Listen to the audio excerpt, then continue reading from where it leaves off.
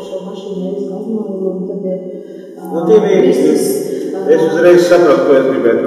Es vienkārši saprotu to, ka es meklēju, kā mēs visi attiecīgi savu veidu paudzi, meklējam kaut ko neiespējam, respektīvi, bet neskatoties uz to, tas ir reāli, tas kaut kur te patīk, respektīvi, vai tā būtu solidāla leļa, vai tā būtu, māli var vērst tās kartes un tās maizes kastes, bet jebkurā gadījumā, vai tas citu arī, nebūs ikdieniem, tad ir sāpēr, kurš vairāk dzīvajiem, tie bija ārkārtīgi interesanti, starp citu, godu, nesoši meklējumu.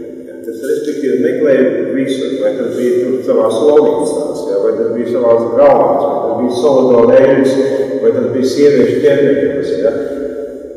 Bet toreiz atklāt sakot bija tas, ka laiks lūdzu, starp citu šo lūdzu momentus, vai tas ir ideoloģiski, vai tas nav svarīgi, toreiz visi sabiedrība kā savas attiecībā pret to, jūs sapratīt, visi cilvēki sapratīs to, ka padomu laika aizgāja viņi savu veidu skaisti.